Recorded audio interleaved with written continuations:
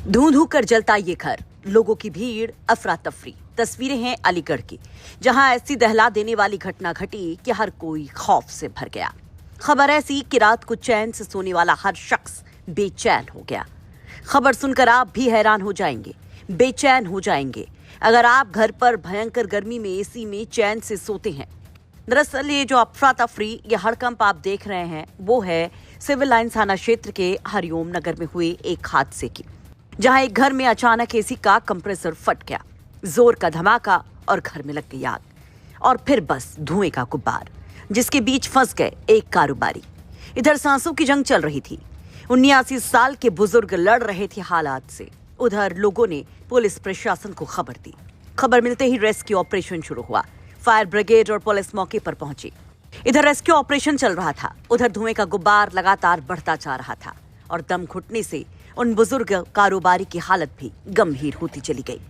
जैसे तैसे उन्हें निकाला गया। फिर क्या होगा हम आपको जरूर बताएंगे, लेकिन पहले तस्वीरें देखिए।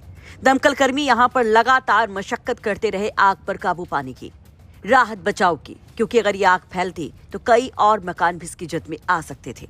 बड़ा नुकसान हो सकता था। इधर अफरा तफरी मची रहती है, लोगों की भीड़ इकट्ठा होती रहती है, और इस बीच उन कारोबारी को बाहर निकाला जाता है। उन्हें फौरन मेडिकल कॉलेज पहुंचाया जाता है, लेकिन तब तक मानो देर हो गई थी। अब एसी के कंप्रेसर में विस्फोट की बात कही जा रही है। कहा जा रहा कि देर शाम जब ये कारोबारी अपने घर पर अकेले थे, तभी एसी में ब्लास्ट हुआ। वैसे ऐसी खबरें आपने पहले भी सुनी होंगी, एसी में धमाके की खबरें, जिससे लोगों की जान तक पर बनाई, कई जानें तक चली गई। तो ऐसा क्यों होता है हम आपको जरूर बताएंगे, और इस केस में क्या हुआ वो भी समझने की कोशिश करेंगे। लेकिन पहले पुलिस का ये बयान सुनिए। हमारे कंट्रोल रूम पर 8:11 पर सूचना प्राप्त हुई कि हरिओम नगर में एक घर में आग लगी। इस सूचना पर तत्काल हमने 2 गाड़ी रवाना किया, लेकिन पता लगा कि घर में आग थी, तो तीसरी गाड़ी मैंने फिर रवाना किया। मैं भी पहुंचा, टीम ने देखा, बताया कि घर में आग थी, और वो इसमें एक बुजुर्ग थे जिनका जानकारी करने पर नाम पता है कि सुभाष काल्ला नाम है। उनकी एज 79 के लगभग एज बताया गया। परिवारजनों से जैसे बात हुई, बीमार थे, तो जैसे अकेले थे तो आग लगी तो अंदर धुआं हो गया, तो धुएं में शायद उनके अंदर जो धुआं सांस के अंदर चला गया, और लंग्स ज़्यादा कमज़ोर होते हैं। जैसे हमारी टीम को पता लगा, यहाँ पर बीट सिपाही भी थे, SIG भी थे हमारे, वो पहुँचे, हमारी टीम आई, उन्होंने तत्परता से उनको अस्पताल पहुँचाया और उनको उपचार के लिए भेजा, और आग को हमारी टीम ने बुझाया। जो जानकारी मिल रही है उसके मुताबिक सुभाष चंद्र कालरा रेलवे रोड के कालरा स्पोर्ट्स नामक प्रतिष्ठान के संचालक थे। वो एक बड़े कारोबारी थे। फिलहाल पुलिस ने उनके शव को लेकर जांच शुरू कर दी है। वहीं पुलिस और भी एंगल से जांच कर रही है कि क्या वाकई में आग लगने की सही वजह एसी में ब्लास्ट था। लेकिन इस हादसे ने एक बार फिर से घरों में इस्तेमाल होने वाले इलेक्ट्रॉनिक डिवाइसेस के नियमित जांच और सुरक्षा मानकों को लेकर सवाल खड़े कर दिए हैं। हाल ही में दिल्ली, गाजियाबाद और देश के कई हिस्सों में एसी में आग लगने की घटनाएं सामने आई हैं।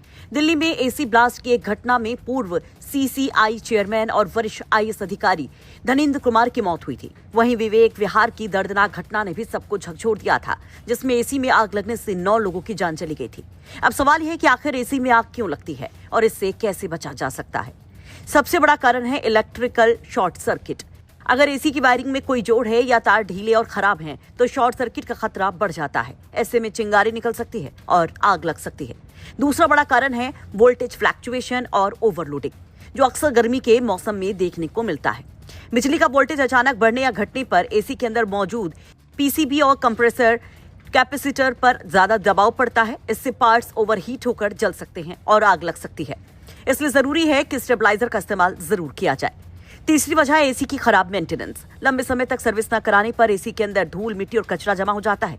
इससे मशीन पर अतिरिक्त दबाव पड़ता है और उसके पार्ट्स जरूरत से ज्यादा गर्म होने लगते हैं और आग लगने का कारण बन सकता है ये। इसके अलावा रिपेयरिंग के दौरान सस्ते और घटिया क्वालिटी के पार्ट्स का इस्तेमाल भी इस खतरे को बढ़ा देता है। एक्सपर्ट सलाह देते हैं कि एसी की सर्विस और मरम्मत हमेशा अधिकृत और प्रशिक्षित टेक्नीशियन से ही कराई जाए। और एक और जो सबसे बड़ी गलती लोग अक्सर करते हैं, एसी को लगातार कई घंटों या पूरा दिन चलाना। अगर वायरिंग कमजोर हो या मशीन में कोई टेक्निकल फॉल्ट हो, तो लगातार इस्तेमाल से ओवरलोडिंग हो सकती है, जिससे सॉकेट, वायर या एसी में आग लगने का खतरा बढ़ जाता है। इसलिए जरूरी है कि समय समय पर अच्छी सर्विसिंग कराएं, अच्छी क्वालिटी की वायरिंग का इस्तेमाल करें और टाइम पर एसी को भी आराम दें, जिससे आप बड़े खतरे को टाल सकते हैं। अलीगढ़ से शिवम सारस्वत की रिपोर्ट, यूपी तक।